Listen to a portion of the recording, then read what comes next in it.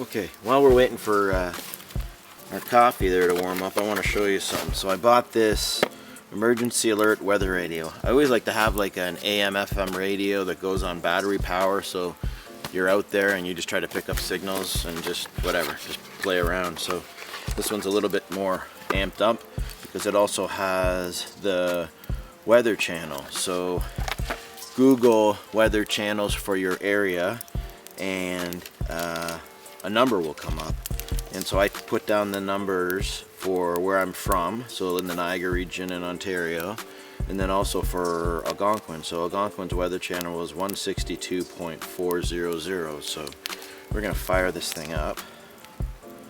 There we go. This thing's pretty cool. It's got it's solar, it's got a light which we'll play around with later on. And then it's also got a hand crank, so you can crank that up and actually generate power. And it's got a USB, so you could actually generate power and export it off a USB into something. So that's kind of a neat little feature. But literally turn it on. It's on the channel from when I was back in Niagara and playing around. Here we go. Tuesday, a mix of sun and clouds.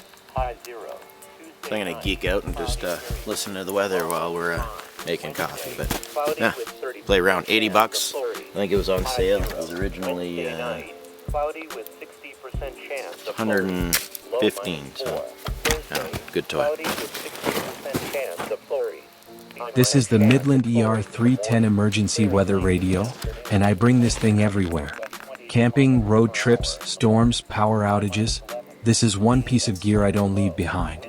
The ER310 gets NOAA weather alerts, plus AM and FM radio, so when the power or cell service drops, you're still getting real information.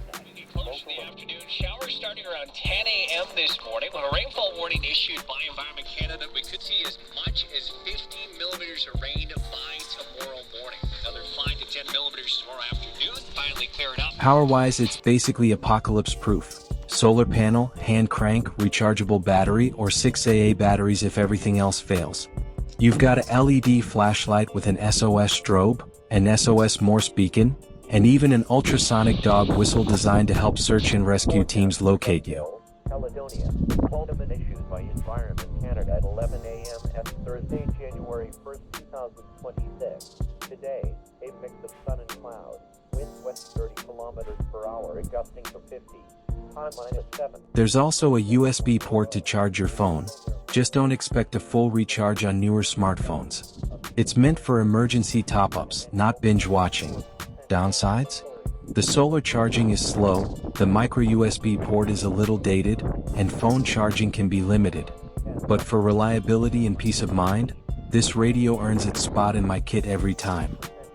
Thanks for watching.